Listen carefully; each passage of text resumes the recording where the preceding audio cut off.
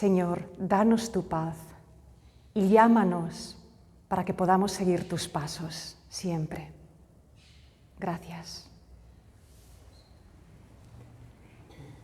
En la clase de hoy os voy a hablar de dos momentos cruciales en la vida de Jesús y de sus discípulos. Son dos momentos clave de los evangelios, tan importantes que los tres evangelios sinópticos, Mateo, Marcos y Lucas, los tres explican estos episodios.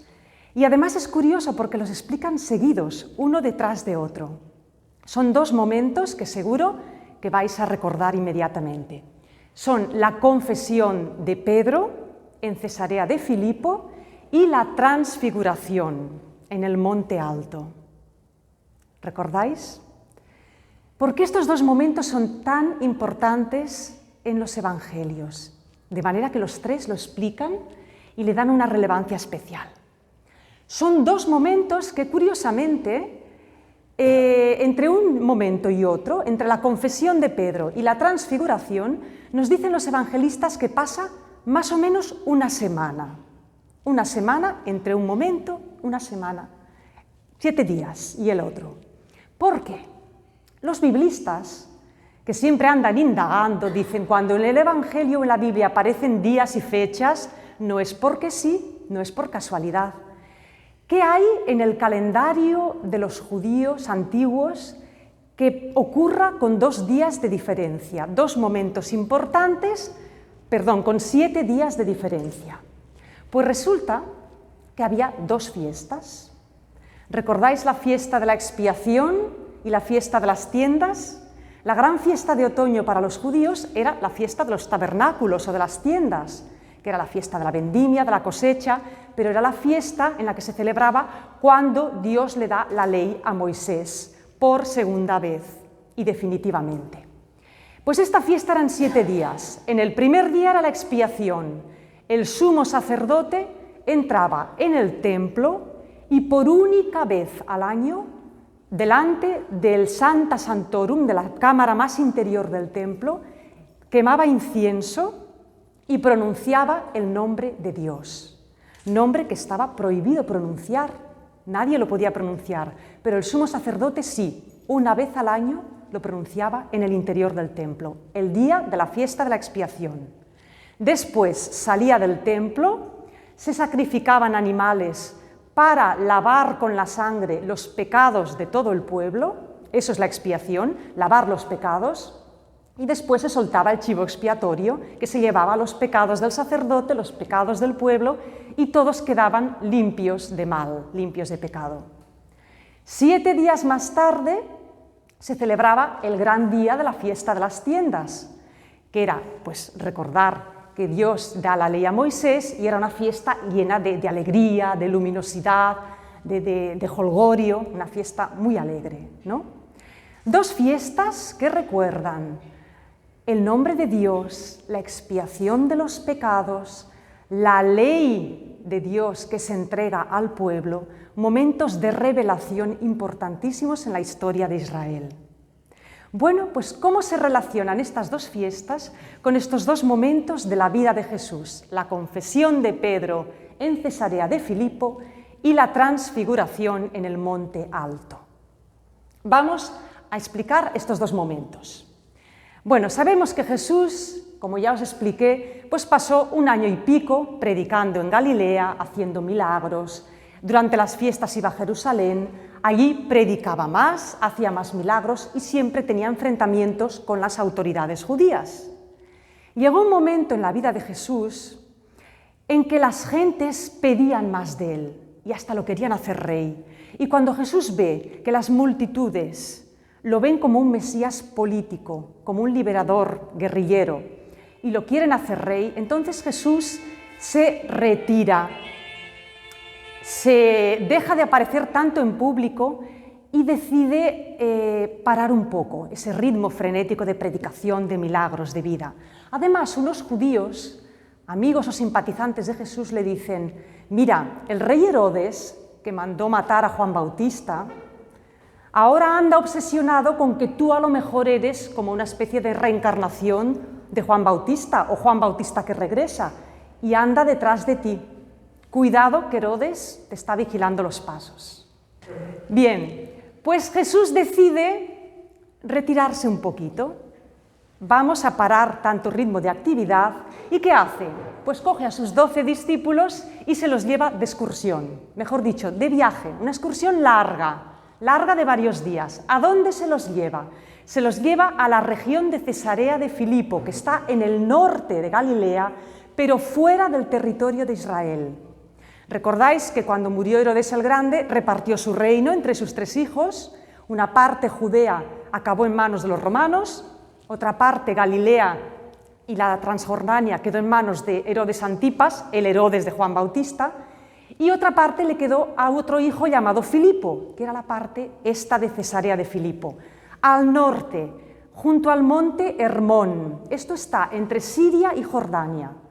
Es una zona muy bonita, muy fértil, y el monte Hermón es una montaña muy alta. Antes era un monte de nieves perpetuas. Bueno, y en esta zona además hay un lugar muy especial que son las fuentes del Jordán. Entonces, en época de Jesús, Cesarea de Filipo era tierra de paganos. Los judíos no les gustaba mucho ir a este lugar, pero Jesús se lleva a los suyos de excursión allá, tierra de paganos, a la ciudad Cesarea de Filipo, una ciudad romana, muy romanizada, con su teatro, su anfiteatro, sus calles en cuadrícula, una ciudad moderna, pero además junto a las fuentes del Jordán, que había en Cesarea de Filipo. Pues a las afueras de la ciudad había una gran peña, una montaña de roca caliza blanca, una gran peña blanca. En la base de la peña había una gruta y de esa gruta salía el agua, manaba el río Jordán. Así nace el Jordán, de una gruta subterránea. Y en esa peña blanca, tan blanca que llamaba la atención en medio del paisaje, pues las gentes, desde hacía muchos siglos, habían excavado en la roca pequeños nichos para colocar imágenes de diferentes dioses. Era un lugar donde se adoraba a muchos dioses. El lugar se llamaba Paneas, que quiere decir el lugar de todos los dioses. Actualmente se llama Banias, es el nombre arabizado de ese lugar. O sea, una roca grande y blanca. Un lugar sagrado del paganismo, donde se adoraban muchos dioses. Para los judíos aquello era proscrito. Y además las fuentes del Jordán, que surge de una gruta. Esa gruta, como era subterránea, en la antigüedad la gente le daba un nombre. Decían, esta gruta conecta con el inframundo, el mundo subterráneo a donde van los muertos, el Seol o el Hades, el mundo de los muertos. ¿Cómo le llamaban a esta gruta los antiguos? Las puertas del infierno. El infierno, que no es el infierno de los demonios, de los condenados, sino el infierno entendido como el mundo de los muertos. Así que Jesús se lleva a sus discípulos a un lugar del paganismo, a una gran roca de donde salen las aguas del Jordán y donde se dice que está la puerta del infierno. Tomad nota e imaginad el lugar. Bueno, ¿y por qué se lleva ahí a sus discípulos? Pues quizás se los lleva a lo mejor porque quieren alejarse de Galilea y de Judea, quieren descansar, quieren relajarse, airearse un poco, pero Jesús nunca da puntadas sin hilo.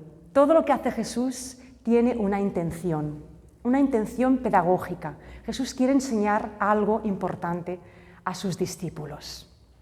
Bueno, pues van a Cesarea de Filipo, ven la roca blanca, ven las fuentes del Jordán, ven el monte Hermón, altísimo con sus nieves perpetuas, y entonces de camino Jesús va a hacer a sus discípulos una doble pregunta. ¿Lo recordáis? Primera pregunta. Bueno, ¿y quién dice la gente que soy yo? ¿Qué dice la gente de mí? Los discípulos enseguida le contestan rápidamente, la gente dice muchas cosas de ti. Unos que eres Elías, el profeta, otros que Jeremías, otros que Juan Bautista que ha resucitado, que algún profeta, que el profeta que tenía que venir. Había muchos rumores y muchos comentarios sobre Jesús. Bueno, Jesús los escucha y les hace la siguiente pregunta. Y ahora vosotros, que me conocéis, que habéis andado conmigo casi 3 años, que me escucháis cada día. ¿Vosotros qué? ¿Quién decís que soy yo? ¿Quién soy yo? Amigos, ahí los discípulos ya no les es tan fácil responder, pero los evangelios dicen que Simón Pedro, de inmediato responde por todos ellos. O quizás por él mismo. ¿Qué responde Simón Pedro? Tú eres el Mesías, el Hijo de Dios vivo. Y no duda. El Espíritu Santo ha inspirado a Simón Pedro. ¿Por qué Jesús le contesta? Según el Evangelio de Mateo, bendito Simón, hijo de Jonás, porque eso no se te ha ocurrido a ti porque sí, eso te lo ha revelado el Espíritu de mi Padre que está en el cielo. Y después, siempre según el Evangelio de San Mateo, Jesús le dice a Pedro, mira, yo te digo que tú eres Pedro, piedra. Simón, yo te llamo piedra, y sobre esta piedra voy a edificar mi iglesia. Tú eres piedra, sobre esta roca voy a edificar mi iglesia. Y las puertas del infierno no tendrán ningún poder sobre ella. Piedra, roca, las puertas del infierno, mi iglesia. Estaban en un entorno donde había una gran roca, la sede del paganismo y las puertas, la puerta del infierno. ¿Os dais cuenta? Los discípulos tenían esas imágenes impresas y Jesús le ha dado a esas imágenes del paisaje un significado. Bien, siguen por el camino y ¿qué va a ocurrir después? Pues que Jesús, cuando están meditando y pensando todo esto que les ha dicho, les empieza a decir algo. Por primera vez les anuncia su pasión. Y les dice, mirad, el Hijo del Hombre va a ser entregado a manos de las autoridades. Ahora volvemos de regreso a Jerusalén. Allí me prenderán, me juzgarán, me matarán, pero al tercer día voy a resucitar. Y Simón Pedro, el mismo que ha dicho, tú eres el Mesías, el Hijo de Dios vivo, ¿qué pensaba Pedro? Le dice, no, Señor, eso no puede pasarte. ¿Cómo que te van a coger y te van a matar? No, ni hablar. Eso imposible. Si tú eres el Mesías, el Hijo de Dios, ¿qué nos estás diciendo? ¿Qué le responde Jesús? Aparta de mí, Satán, aparta de mí, tentador. No sabes lo que dices. Tú piensas como los hombres, no como Dios. No has entendido nada, Pedro. Eso le está diciendo. Sí, me has llamado el Mesías, el Hijo de Dios vivo. Pero ¿quién te crees que es el Mesías? ¿Qué crees? ¿Que voy a ser aquí el gran guerrero que va a vencer a los romanos y que va a levantar una insurrección armada? ¿Y que tú y tus compañeros con vuestras espadas vais a luchar conmigo? No, Pedro, no has entendido nada. Ese no es el final de la historia. Pedro se queda sobrecogido y no sabe qué responder. Y los discípulos callan. Bueno, este es el episodio de la confesión de Pedro. Una de cal y una de arena. Por un lado, Jesús bendice a Pedro porque ha recibido esa inspiración del cielo y lo ha visto como quien es, como el Mesías, el ungido de Dios, el Hijo de Dios vivo. Pero por otro lado, Pedro aún tiene esa mentalidad antigua de los judíos que pensaban que el Mesías sería un liberador político. Pedro todavía no entiende, los discípulos todavía no entienden, les falta estar convertidos. Y sin embargo, Jesús le ha dicho a Pedro, tú eres Pedro y en esta roca edificaré mi iglesia y las puertas del infierno no podrán con ella. Y además, en uno de los evangelios dice, yo te daré las llaves del reino. Las llaves en la antigüedad eran un signo de mucha confianza. ¿Quién tenía las llaves del reino, las llaves del palacio, las llaves de la casa del rey? El mayordomo, la mano derecha del rey, el hombre que administraba el tesoro y todos sus bienes. Jesús le está diciendo a Pedro, yo te voy a dar las llaves de mi reino, las llaves del cielo, te voy a hacer mi representante, mi mayordomo, mi administrador. Confío en ti, Pedro, aunque todavía eres duro de mollera y no entiendes. ¿Qué significa todo esto? Mirad, los biblistas nos explican una cosa muy interesante. Ya hemos visto que Jesús toma la imagen de esa roca blanca del paganismo y está diciendo, sobre esta roca edificaré mi iglesia. Quiere decir Jesús, con perspectiva, que sobre la piedra del paganismo, sobre toda aquella cultura pagana de fuera de Israel, Grecia, Roma, el ancho mundo, su iglesia iba a crecer ahí y no en Jerusalén. La iglesia iba a crecer y arraigar en el mundo pagano, como así fue. Y tú eres Pedro, Pedro. Los biblistas dicen que la palabra en el Evangelio es Petros. Petros, que quiere decir piedra, pero Petros no quiere decir una gran roca, quiere decir un pedrusco, un canto rodado. Y figurativamente, ¿qué quiere decir Petros? Un cabeza cuadrada, una persona dura de mollera, tozuda, que le cuesta entender. Así que Pedro no es la gran roca sobre la que construir una gran catedral. Pedro es un pedrusco, un cabeza dura, pero aún y así Jesús le va a confiar las llaves del reino y le va a decir, tú, pedrusco, vas a ser la roca que sostendrá mi iglesia. Dios confía en los hombres. Confía en nosotros, que somos pedruscos, y nos da las llaves del reino. Se las da a Pedro, que no entendía, que al cabo de un rato le tuvo que llamar, aparta de mí, tentador, que no entiendes nada. Piensas como los hombres, todavía no has aprendido a ver las cosas desde Dios. Pues sí, la iglesia de Jesús se construye sobre personas humanas, llenas de defectos que nos cuesta entender, y aun así confía en nosotros.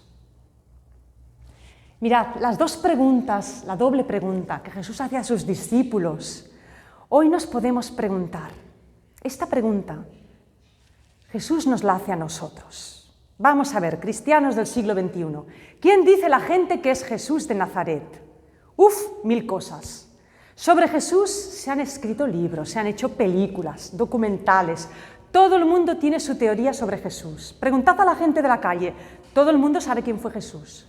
Así, un gran profeta, un hombre bueno, un sabio, un místico, un gurú, un maestro espiritual, el fundador del cristianismo. Eso en positivo. En negativo, un loco, un inspirado, un guerrillero, uno que los romanos, un fanático que los romanos lo mataron, un farsante, como decían algunos judíos en la antigüedad, un farsante que montó una secta y nos ha enredado a todos, inventándose la iglesia. Hay gente que piensa esto. Teorías sobre Jesús, todas las que queráis. Y como Jesús finalmente es un personaje tan atractivo, no faltan quienes dicen, es que Jesús era un comunista, Jesús era un hombre social, un activista, Jesús era un obrero, Jesús era feminista, no trataba también a las mujeres, Jesús fue el primer feminista. Fijaros cómo son las cosas, que hasta hay grupos que dicen que Jesús era un gay y sus discípulos eran todos un grupo de gays, los pioneros del movimiento LGTBI. Hay Jesuses para todos los gustos, todos quieren barrer a Jesús para su casa. Qué curioso, ¿verdad? Bueno, y para nosotros, gente, ¿quién es para mí Jesús? ¿Recordáis el ejercicio que os propuse hace 2 semanas? El ejercicio de María Magdalena. Si ahora Jesús se presenta en cuerpo vivo, físico ante nosotros, ¿qué le diremos? Señor, ¿quién eres tú para mí? ¿Quién es Jesús para nosotros? Y no digáis las respuestas de catecismo. Jesús es el Cristo, el Hijo de Dios hecho hombre, nacido de la Virgen María. No, las preguntas que aprendimos en la catequesis, lo que nos han explicado, lo que hemos leído. No, para mí, para mi vida, ¿quién es Jesús? Porque una cosa es saber sobre Jesús. Podemos saber mucho sobre Jesús. Podemos leer la Biblia, estudiar teología, leer libros, aprender muchas cosas de Jesús, pero otra cosa es encontrarse con Jesús. Cuando te encuentras con Jesús de verdad, algo te cambia. Todo es diferente. Y mirad, si sabemos muchas cosas de Jesús, podemos pensar, un santo, un hombre bueno, el Hijo de Dios, todo lo que queráis, pero eso a mí no me cambia la vida. Cuando nos encontramos de verdad con Jesús, Jesús no es un hombre bueno más, un santo más, un gurú más, un líder espiritual, no, Jesús es único. No es una alternativa religiosa, entre otras, todas muy buenas, no es un camino más. Cuando nos encontramos de verdad con Jesús, Jesús es el camino, el único, no hay opciones, no hay alternativas. Cuando te encuentras con Él, no puedes quedarte igual. O le dices sí o le dices no. Pero no hay muchas opciones. No elijo esta o la otra. Mira, como soy cristiano, pues sigo a Jesús. Si viviera en la India, seguiría a los budistas. No. Cuando te encuentras con Jesús, tienes que optar. Y en el encuentro con Jesús, pues no hay muchas opciones. O lo aceptas o lo rechazas. O le dices como el joven rico, uy, no, esto es demasiado para mí, lo siento, pero me voy. O, como hicieron los discípulos, lo sigues porque no hay otra. Cuando te encuentras con Jesús, como decía Jeremías, ay Señor, me has seducido y ya no puedo hacer otra cosa que seguirte.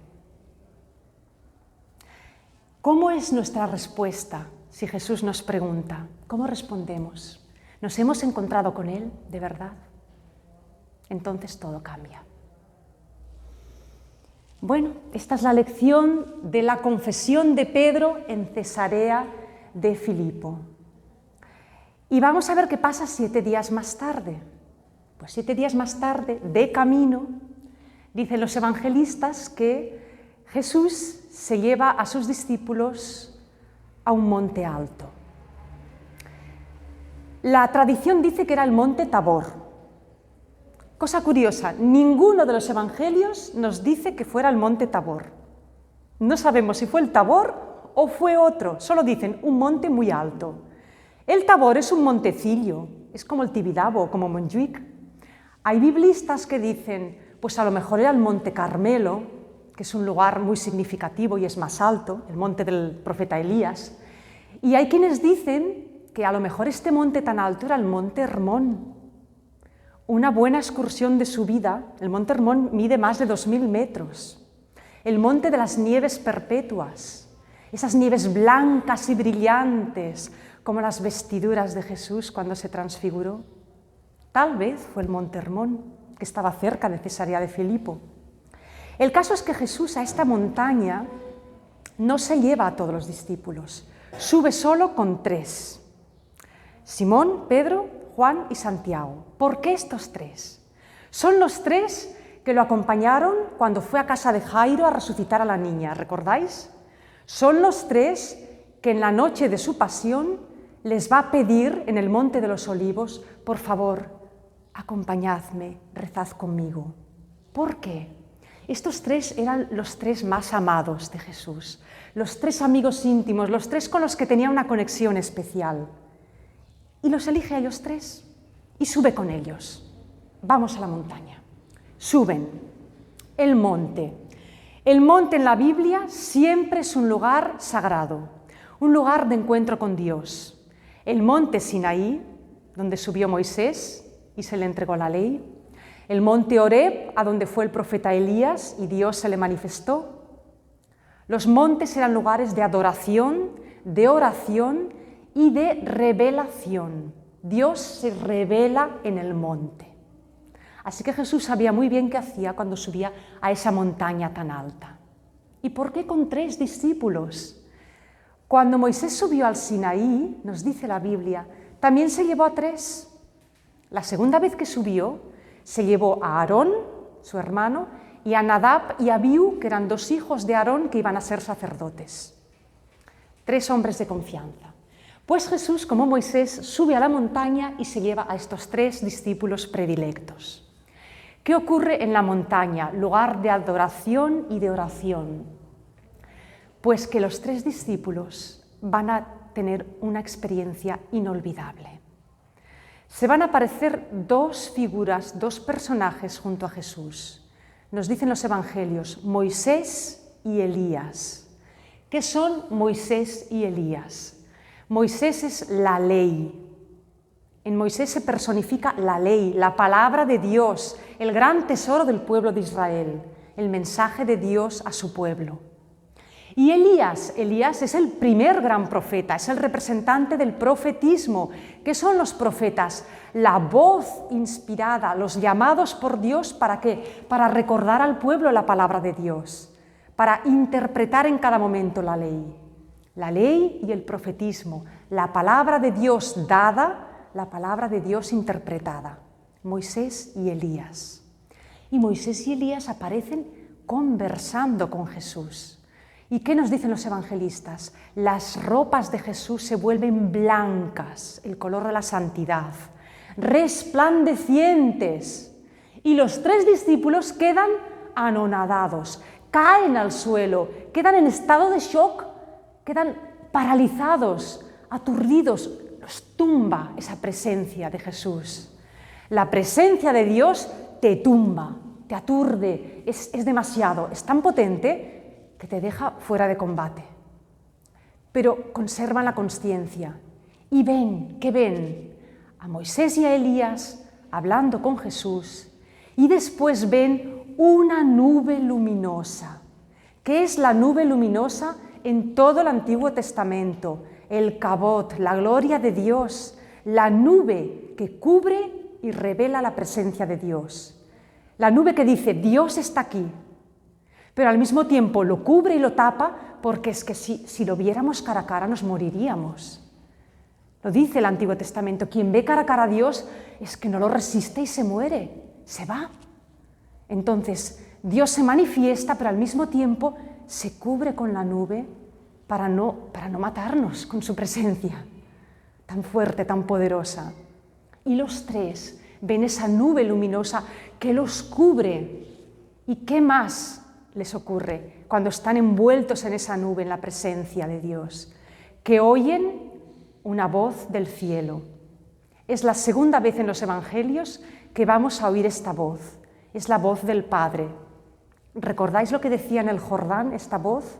Este es mi Hijo amado, mi Hijo que me complace, que me da alegría. Pues aquí esta voz va a decir, este es mi Hijo amado, otra vez. Y otra cosa más, escuchadle. Este es mi Hijo amado, mi Hijo que tanto quiero, escuchadle.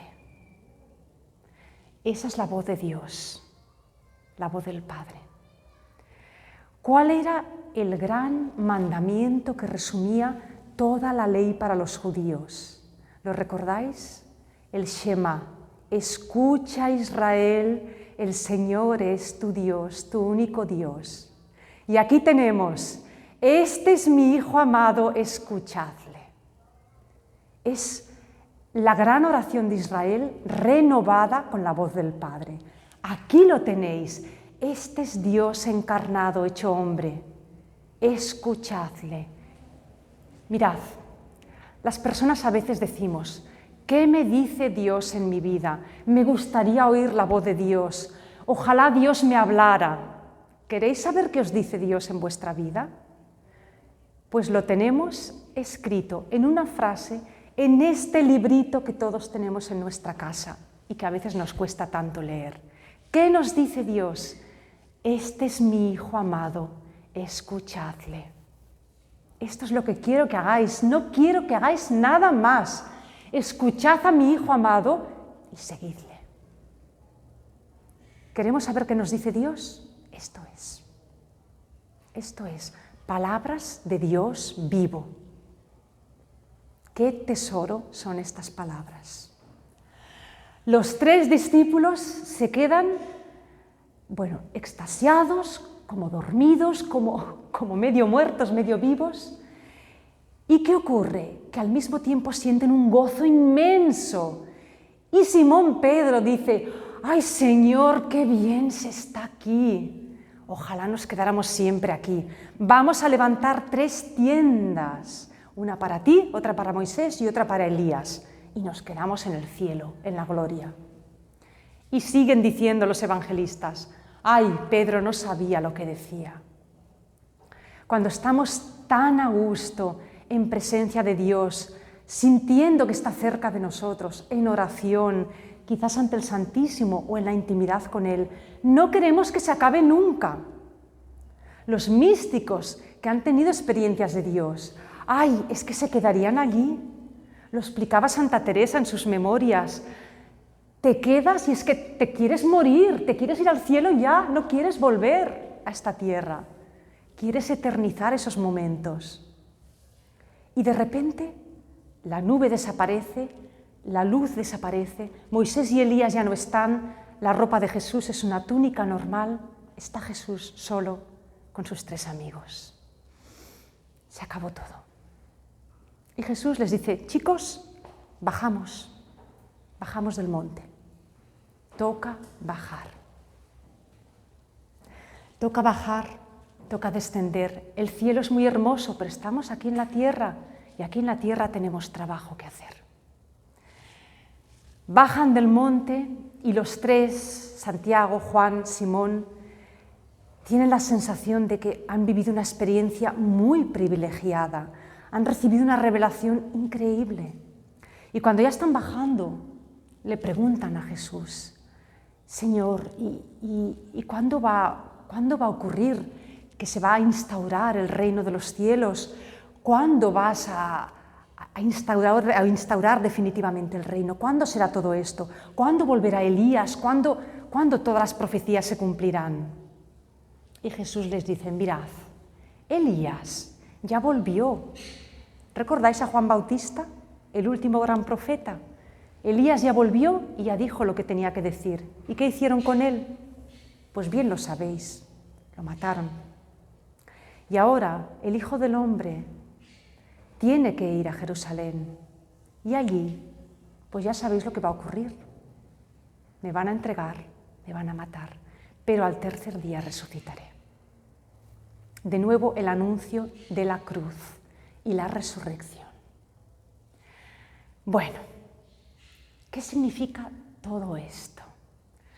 Jesús sabe que se dirige hacia su destino final, que es la muerte. Sabe que va a ser una muerte terrible, que sus discípulos, por más que los ha enseñado, todavía no entienden, que cuando Él muera, sus discípulos se van a quedar hechos polvo, desconcertados. ¿Por qué Jesús ha querido subir al monte con ellos y mostrarles por esa especie de ventana, ese atisbo de cielo, de gloria? ¿Por qué? Para que vean lo que es la gloria, para que vean lo que es la resurrección, para que vean lo que será la vida eterna. ¿Para qué? Para que cuando lleguen los malos días, los días de muerte, de persecución, de duda, de miedo, para que cuando lleguen esos momentos de depresión tremenda, de incerteza, sus discípulos recuerden lo que han visto y no pierdan el ánimo ni la esperanza. Jesús los está preparando y los ha querido fortalecer con esa experiencia en el monte para que no flaqueen cuando lleguen los momentos más duros. Santa Teresa también decía: esta vida es muy dura y nos envía el Señor muchas pruebas, pero a veces el Señor es tan bueno que también nos envía esos momentos de intimidad, de éxtasis, de dulzura, de gustar el cielo. ¿Para qué? Para que no perdamos los ánimos, para fortalecernos, para confortarnos, para que recordemos siempre: este es nuestro destino, el cielo es esto, nos espera esto. Hemos visto un pedacito de cielo, hemos experimentado lo que será. No perdamos el ánimo. Con esos minutos que hemos vivido de gloria, tenemos para alimentarnos toda una vida.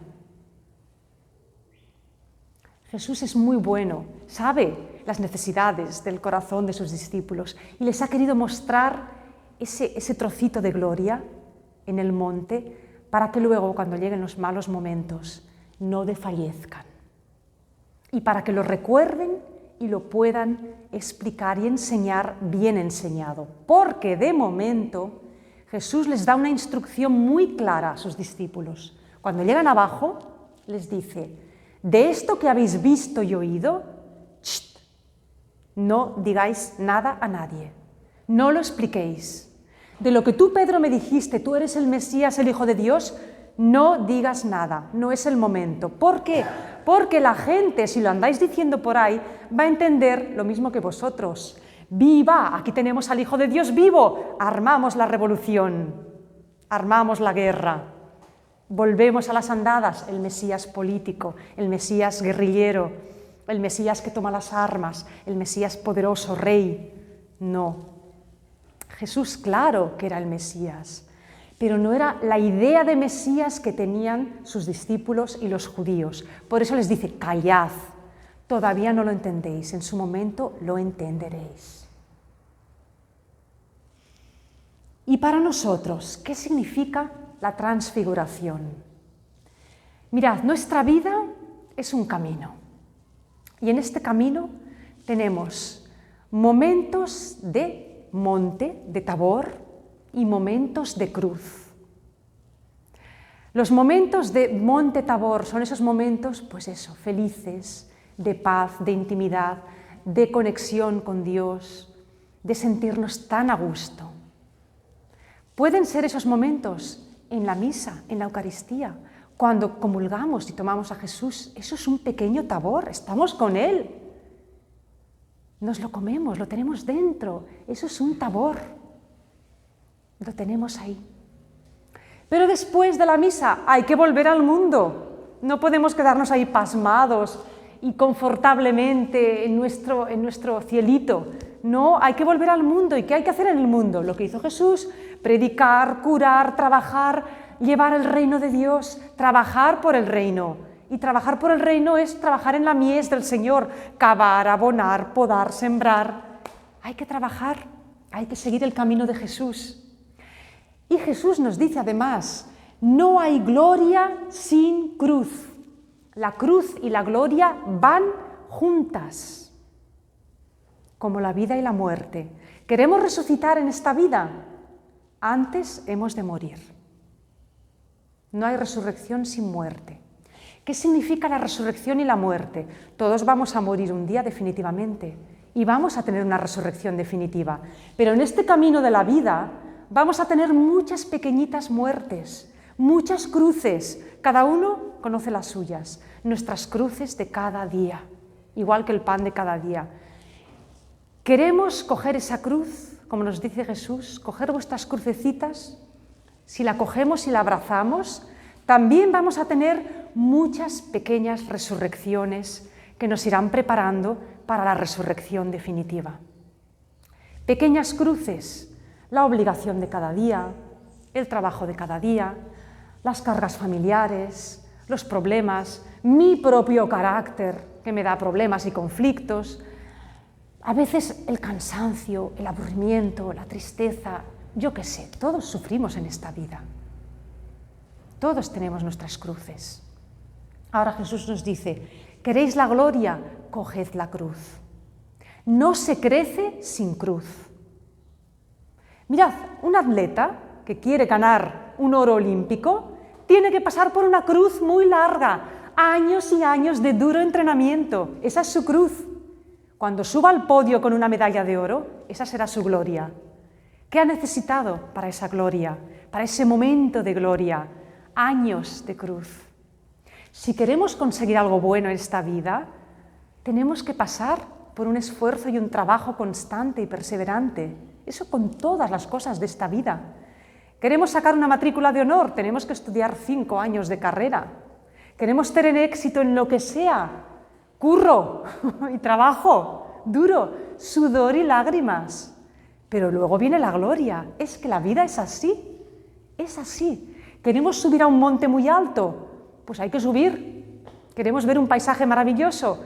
Pues hay que sudar la cuesta.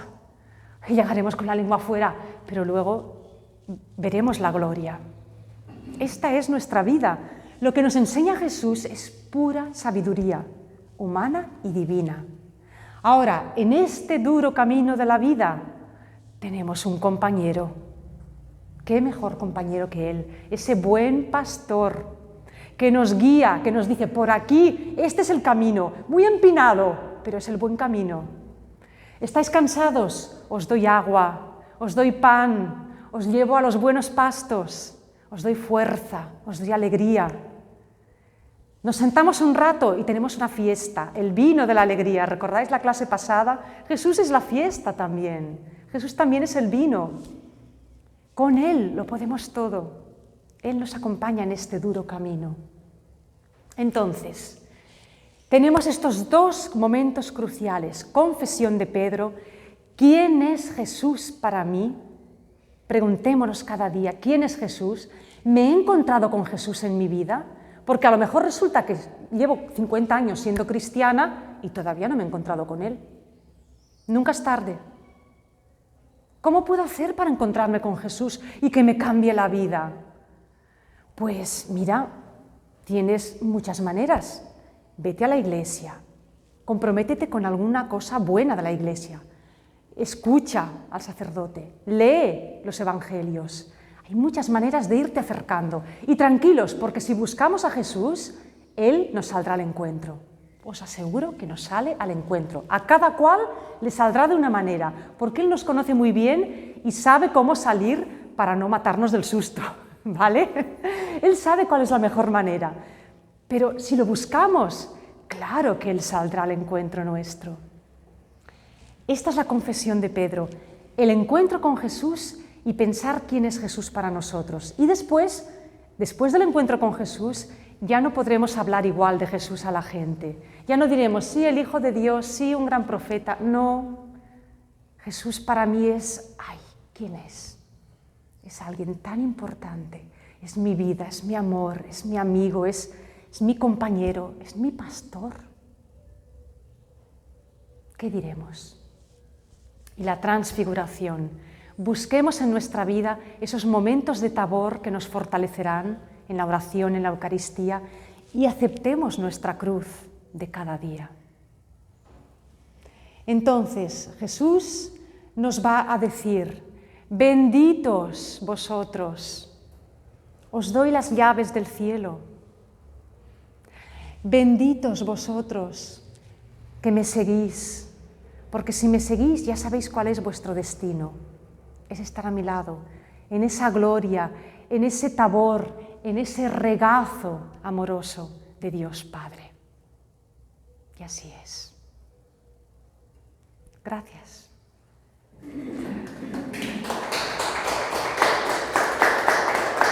Si tenéis alguna pregunta, tenemos 5 o 10 minutitos, pues preguntad lo que queráis. ¿Una pregunta?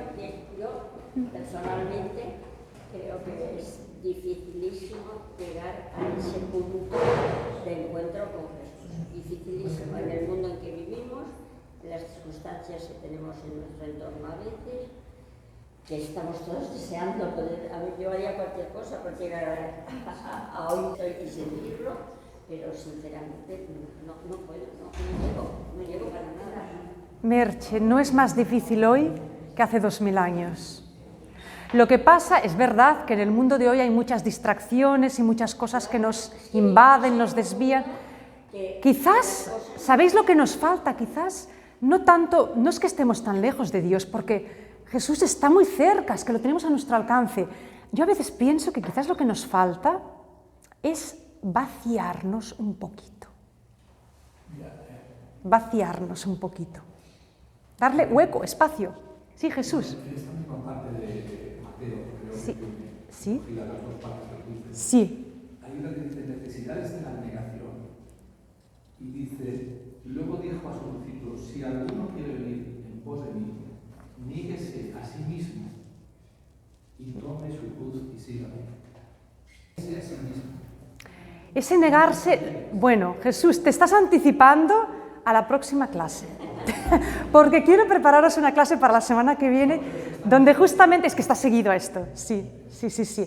Niéguese a sí mismo. Bueno, ese negarse a sí mismo, hay que entenderlo muy bien, pero es una manera de decir, oye, vacíate de tantas cosas superfluas que no las necesitas en realidad. Sí, porque el problema es que estamos tan llenos de cosas que no son importantes. A lo mejor actualmente... Pero va por ahí, Jesús, sí. Muy bien, gracias por la aportación. Pues la información, el bombardeo de todo que nos Sí. llega, no precisamente de las bombas, que también, No. pero es un continuo que no sé si es que sí, vaciarse o aislarte, no aislarte del mundo, ¿no? No. Tampoco es eso. Hay que estar en el mundo, sí. Pero hay que estar presente y creerte tú. Yo lo tengo como el maestro. O sea, porque además en mi casa lo oigo mucho eso. Maestro, una vez que entra en casa lo saluda, le dice maestro. O sea, es una Sí, especie de... es pero bonito claro, estas esto. cosas se te quedan en tu entorno, en tu casa, en tu mundo. Porque Sí. no podemos, porque no está de moda. O sea, porque esto que venimos aquí, ¿cuántos venimos? No será porque no lo comente, porque no lo diga, porque te llena, porque te gusta y porque es necesario para nuestra alma y para nuestro día a día. Pero no llega. Sí. A ver, es cierto, el mundo está muy lleno y muy ruidoso. Y a veces, pues la palabra de Dios, pues Dios es que es muy discreto. Los cristianos podemos proclamarla y buscar maneras creativas de proclamarla. Pero también es verdad una cosa. Jesús habló ante multitudes, pero el estilo de Dios es discreto. Recordad que Jesús dijo, el reino es una semillita que crece. El reino es una levadura en la masa es inmensa, la levadura es un grumito y nosotros somos esa levadurita. Entonces lo importante es que nosotros estemos muy vivos y que en nuestro entorno vayamos esparciendo esto que vivimos, sin miedo, y luego saber decir que no a muchas cosas. Porque a veces es que el mundo realmente nos invade, nos entra por la tele, por las redes sociales, por los libros, por la prensa. Es una invasión, entonces ahí tenemos que tener la fortaleza o pedir la fortaleza. Dios mío, dame fortaleza para no desviarme ni despistarme, porque el mundo, mirad, es como el bosque de la Caperucita Roja. Hay cantidad de lobos que te dicen, mira qué flores, mira que no sé qué, mira por aquí, mira, y todo es tan bonito, y todo parece tan bueno, y todo parece tan interesante, y tenemos que estar a la última de todo. Y no, hay muchas cosas. ¿Por qué? Claro, por eso Jesús dice, estad en mí, arraigaros en mí, porque cuando Jesús viene a tu vida es que no te caben las otras cosas. No es que no quieras, es que ¿para qué? Lo de Santa Teresa, siempre vuelvo a Santa Teresa, es que le tengo mucha estima. Solo Dios basta. Cuando el Señor me llena, es que el otro me sobra. San Pablo, ¿qué decía San Pablo? Tengo a Cristo, el mundo es basura. Basura. Todas las maravillas del mundo. Porquería. No valen nada para mí. Tengo a Cristo, ya está. Claro, cuando el mundo nos llena tanto, es que las cosas del mundo brillan mucho, ¿eh? Son oropeles, tienen un buen aspecto, una buena imagen. Las cosas del mundo son grandes, bellas, espectaculares, brillantes, ruidosas, invaden. Claro, el reino de Dios es pequeñito, silencioso, humilde, no hace ruido.